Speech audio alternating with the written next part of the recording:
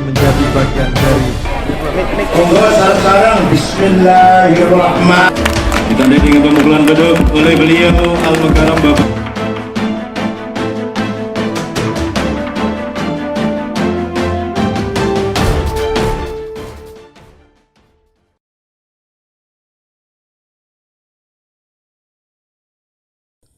Assalamualaikum warahmatullahi wabarakatuh. Bismillah, alhamdulillah, wassalatu wassalamu ala rasulillah Sayyidina Muhammad ibn Abdillah, la hawla wa la quwata illa billah, amma ba'dah. Kaum muslimin wal muslimat, khususnya warga NU dimanapun Anda berada yang dirahmati Allah subhanahu wa ta'ala.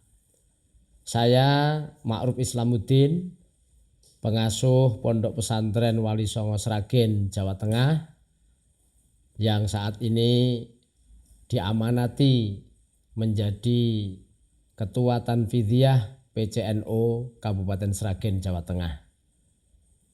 Izinkanlah di sini saya akan menyampaikan salah satu program dari PCNO Sragen adalah mengadakan gerakan Rp1.000 koin NU, yang gerakan ini akhirnya populer sekali dengan nama gerakan koin NU, dan alhamdulillah hasilnya pun di luar dugaan.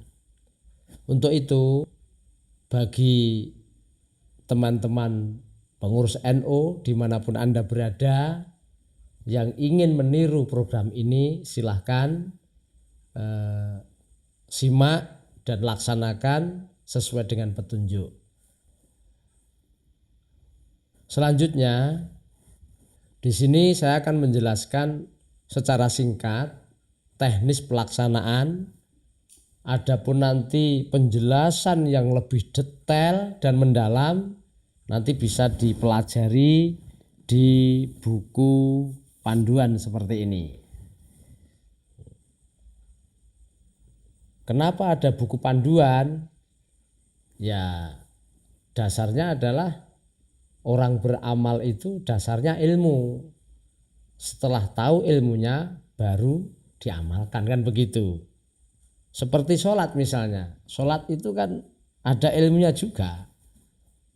Rukun sholat apa, yang membatalkan sholat apa. Ini kan harus kita taati semua.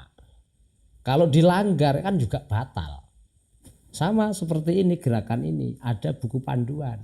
Ya ibarat orang sholat, ini kitab pesolatannya. Kalau dilanggar nanti juga batal, artinya nggak akan bisa sukses itu. Hal ini terinspirasi bahwa saya itu ingat betul saat masih mondok di pesantren dulu sampai sekarang diamanati jadi pengasuh pesantren. Itu ada kata-kata yang memang lekat sekali di pikiran saya, yaitu kelemahan NU adalah pada sistem dan manajemen. Nah, di sini saya bismillah ingin mencoba dan membuktikan bahwa ternyata kelemahan itu bisa dirubah jadi kelebihan. Itu. Sekarang akan saya jelaskan secara singkat teknis pelaksanaannya. Caranya seperti ini. Kita sediakan kotak dari kayu ukuran 9 cm, 9 cm, 9 cm, 9 cm. Kemudian di sini ada lubang kecil, ini tempat untuk memasukkan infaknya atau uangnya. Kemudian di sini ada pegangan, ini untuk membuka kotak dan menutupnya. Di sini ada sekrup atau baut, ini untuk membuka dan menutupnya pakai alat seperti ini. Maaf, ini dibuka, setelah dibuka tutup lagi, kunci lagi. Jadi tidak pakai kunci. Itu praktis kan? Setelah itu di belakang ini ada lubang 2. Ini gunanya untuk menempatkan kotak ini. Jadi contohnya seperti ini. Di tembok dikasih 2 paku begitu, yang ukurannya sesuai dengan ini. Setelah itu ini dimasukkan begini, nempel di tembok, praktis. Nah, setelah itu sekarang akan saya jelaskan satu persatu dari kode-kode ini. Yang pertama, sisi depan ditempeli stiker berlogo NU sebagai identitas. Kemudian sisi sini dikasih tulisan koin NU. Koin ini kata istimewa menurut saya karena satu kata punya 2 arti. Arti yang pertama, koin adalah uang receh atau uang kritik. Arti yang kedua, tulisan koin ini adalah singkatan dari kotak infak. Jadi ini unik. Maksudnya isinya koin, wadahnya koin. Terus sisi sini ada kode A. Nanti ada kode B, C dan seterusnya. Ini adalah kode ranting. Artinya 1 MWC ada berapa ranting itu sesuai dengan kode. Contoh di Kecamatan Karangmalang, Sragen ada 10 ranting, ya kodenya A, B, C, D, E, F, G, H, I, J sampai J itu. Kemudian di sini ada angka 001, nanti 002, 003 dan seterusnya. Ini adalah kode untuk pemilik kotak ini. Nah, setelah itu ini ditangani secara profesional. Nah, yang nangani kotak ini adalah pengurus. Kalau di Sragen itu mayoritas ibu-ibu muslimat atau fatayat. Kenapa begitu? Karena memang wanita itu kan telaten ngurusi uang. Pancen wong putri kesenangane duit kan itu. Telaten itu ngurusi uang. Caranya bagaimana? Sesuai kode ini. Misalnya siapkan buku besar seperti ini. Buku besar. Misalnya ditulisi ya, gerakan Rp1.000 koin NU ranting A kan. 001 namanya siapa, 002 siapa, begitu seterusnya. Cara seperti itu. Selanjutnya akan saya sampaikan cara memasukkan infak. Yang pertama, yang berinfak ini bebas. Artinya bebas itu siapa saja boleh. Bapak, ibu, anak, menantu, cucu, kakek, nenek, mertua, mungkin teman, tamu, silahkanlah, bebas. Itu yang pertama. Bebas yang kedua yang saya maksud adalah berapapun boleh dimasukkan, sekecil apapun uang boleh. Misalnya Rp100, Rp200, Rp1.000, Rp100.000 boleh sesuai dengan keikhlasan masing-masing.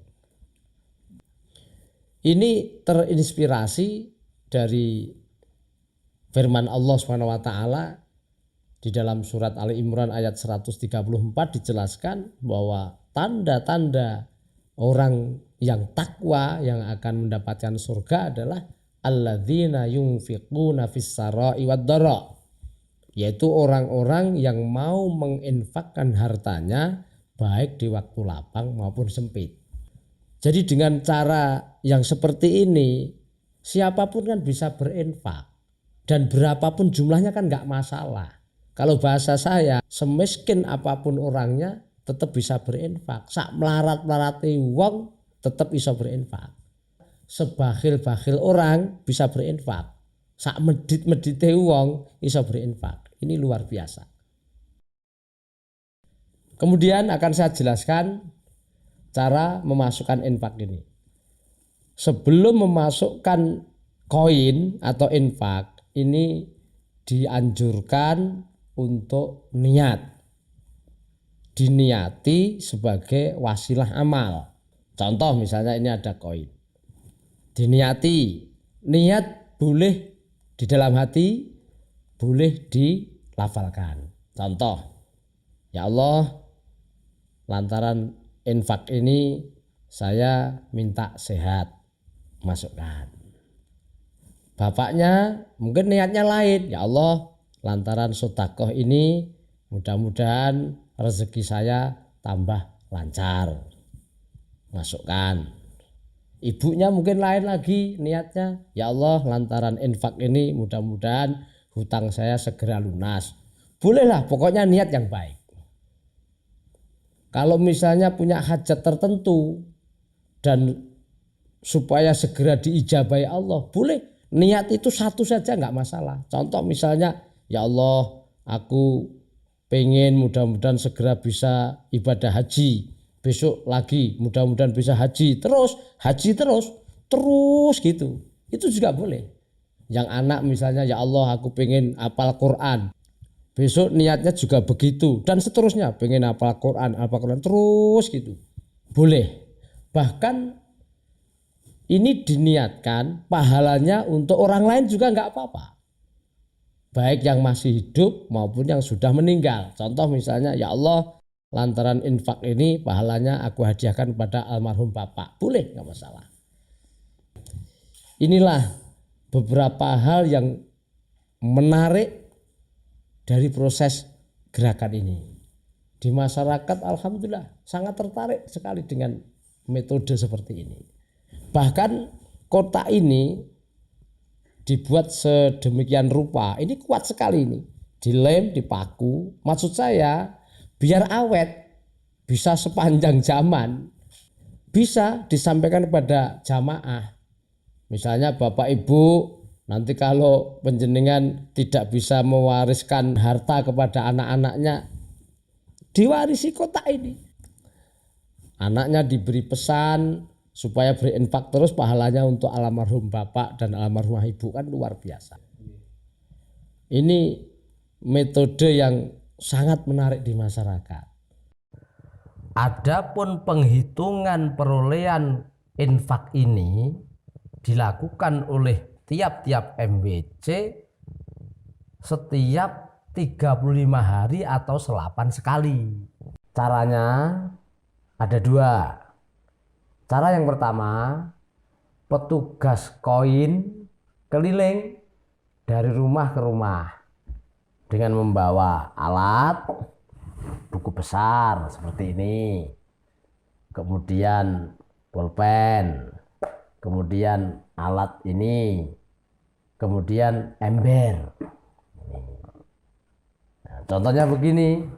Assalamualaikum, waalaikumsalam warahmatullahi wabarakatuh. Pak, Bu, maaf, saya petugas koin NU mau membuka kotak milik Bapak. Oh ya, silahkan gitu. Ini kotaknya misalnya di tembok sini kan, gitu, diambil oleh petugas. Kemudian dibuka seperti ini. Nah, gitu. Nah, ini nggak usah sampai lepas, nggak apa-apa, langsung dibuka begini. Terus uangnya dimasukkan di dalam ember ini. Nah, begini. Usahakan saat membuka ini yang punya kotak maupun petugas jangan sampai tahu berapa nominalnya, biar ikhlas. Maksudnya begitu. Setelah itu kotak ditutup lagi, dikunci lagi. Nah, begini. Udah, kembalikan ke tempat asal. Ini. Setelah itu baru ditandai. Oh, kotaknya 001 milik fulan. Nah, ditandai. Nah, cukup. Nah, setelah itu petugas koin mendoakan, Pak, Bu, ini infak sudah saya terima, saya ambil, saya doakan mudah-mudahan amal Bapak Ibu semua diterima oleh Allah Subhanahu wa taala. Dan apa yang menjadi hajatnya mudah-mudahan diijabahi, difatihai. Cukup, kemudian pamit, petugas koin ini meneruskan ke tempat pemilik kotak yang lain. Kemudian cara yang kedua, jamaah atau pemilik kotak bisa dikumpulkan pada satu tempat tertentu bersamaan dengan acara rutinan, misalnya yasinan apa tahlilan, tapi ya tidak boleh dicampur. Artinya yang kode A ya khusus A semua, peranting lah, yang B ya B semua, begitu. Tapi teknisnya sama, artinya sama juga harus ditandai sesuai dengan kode kotak. Kemudian saat membuka juga pemilik kotak dan petugas tidak boleh tahu nominalnya. Setelah selesai semua, nanti dihitung bersama-sama. Nah, setelah selesai bisa diumumkan di situ. Oh, ranting A jumlah kotak sekian dapat infak sekian itu. Nah, setelah A selesai, B selesai, ranting C dan seterusnya selesai, kemudian nanti kumpul bersama pada pengajian selapanan. Jadi petugas koin dari ranting A sampai J yang saya contohkan tadi kumpul jadi satu dengan membawa catatan dan uangnya. Setelah itu diumumkan secara keseluruhan kepada jamaah tingkat MBC. Caranya seperti ini. Laporan perolehan koin NO Kecamatan Karangmalang, penghitungan ke-11, hari Minggu Wage 20 November 2016, tempat pengumpulan di Ranting Plumbungan, jumlah kotak 2.896. Ini. Nomor 1 Ranting Gedung Waduk, kode A, jumlah kotak 350, dapat Rp2.427.500. 2 Jurang Jero, kode B, jumlah kotak 375, dapat 4 juta sekian. Begitu seterusnya sampai J. Ini nominalnya Rp3.381.500. Ini laporan tiap 35 hari atau selapan. 1 MBC. Yang perlu diingat juga di sini tata cara atau etika dalam mengumumkan. Ini penting. Cukup dibaca semua. Ranting A dapat sekian, ranting B sekian sampai selesai, jumlah akhir sekian. Maksud saya jangan sampai diumumkan ranting mana yang paling banyak atau yang paling sedikit. Tujuannya supaya ikhlas. Sebab nanti kalau diumumkan ranting mana yang paling banyak akan menimbulkan sombong atau kebanggaan. Ranting mana yang paling sedikit akan menyinggung. Sudahlah, cukup diumumkan secara keseluruhan. Dengan mendengarkan itu insya Allah nanti hati akan tergugah sendiri untuk fastabiqul khairat. Sudah cukup. Jadi prosesi atau teknis tentang gerakan ini ya hanya cukup sampai di tingkat MWC. Nanti dilakukan terus-menerus tiap selapan di tingkat MWC se-Kabupaten Sragen. Adapun untuk tingkat PCNO cukup menerima laporan keuangannya saja. Nah, ini saya kasih contoh laporan perolehan koin di tingkat kabupaten.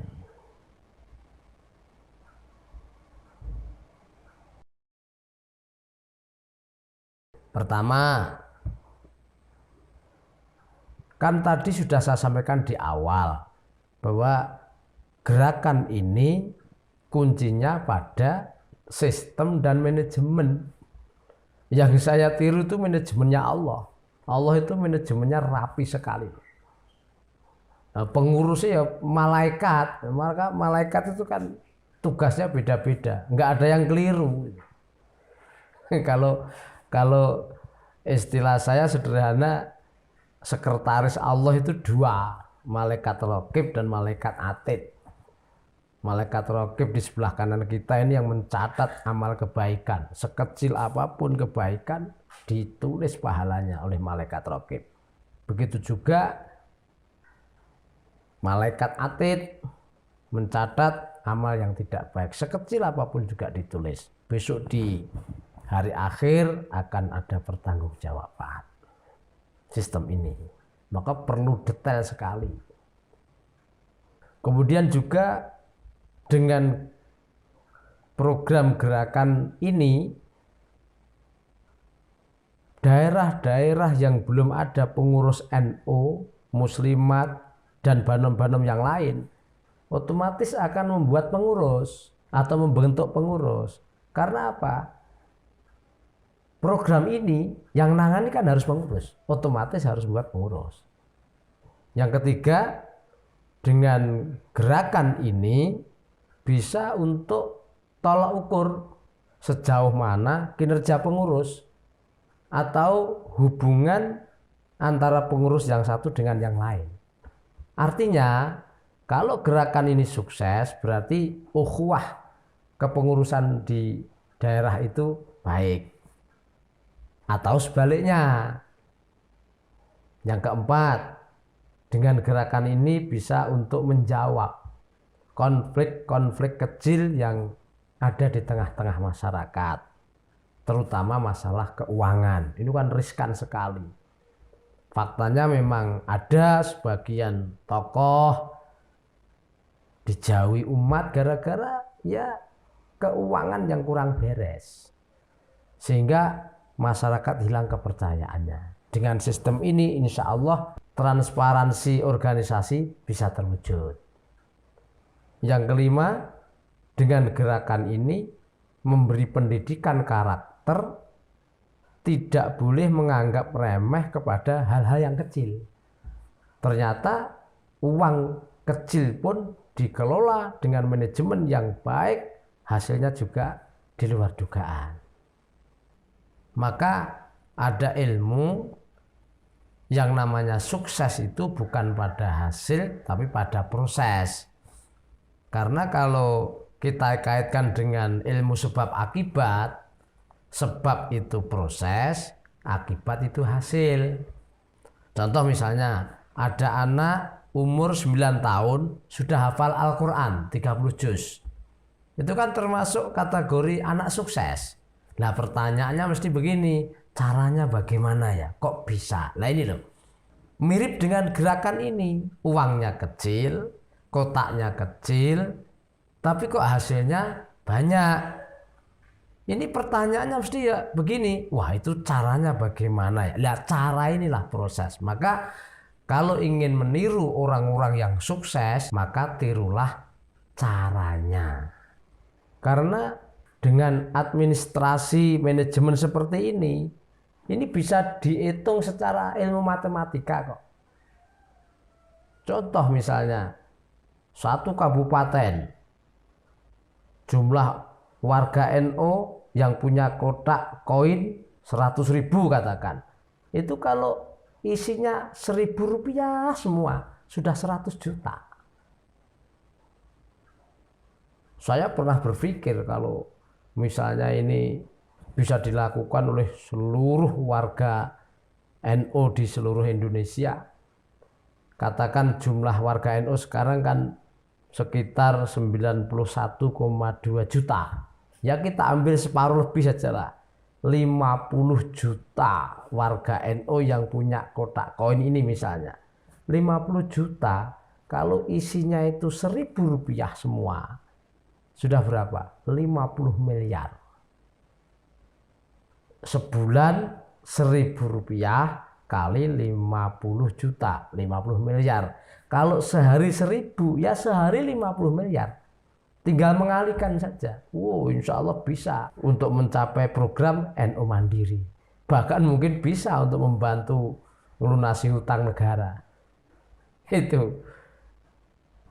Yang keenam, gerakan ini gerakan luar biasa. Artinya uangnya kecil, kotaknya juga kecil, hasilnya banyak. Nah ini nanti untuk mengangkat program-program yang besar. Contoh, untuk pengadaan infrastruktur NU, bisa mendirikan rumah sakit, bisa mendirikan perguruan tinggi, untuk membeli alat transportasi, mungkin bisa membuat stasiun TV dan lain sebagainya. Karena selama ini yang kita alami bahwa kalau kita punya program besar itu hanya berhenti di tengah jalan. Insya Allah nanti akan terjawab dengan sistem ini. Alhamdulillah, baru-baru saja gerakan ini diakui oleh PBNU, dijadikan gerakan nasional. Untuk itu saya mengajak kepada pengurus NU dan warganya, mari kita sukseskan gerakan ini. Kenapa sesuatu yang bisa dilakukan kok nggak dilakukan? Insya Allah NU bisa. Demikian yang bisa saya sampaikan tentang sosialisasi atau penjelasan gerakan Koin NU ini. Adapun keterangan lebih jelas, lebih detailnya nanti bisa dipelajari di buku panduan seperti ini. Terima kasih atas perhatiannya. Mudah-mudahan Allah meridhoi dan mengabulkan apa yang menjadi hajat kita semua. Selamat berjuang, berkhidmat untuk umat menuju selamat dunia akhirat. Wallahul muwafiq ila aqwamit thoriq. Assalamualaikum warahmatullahi wabarakatuh.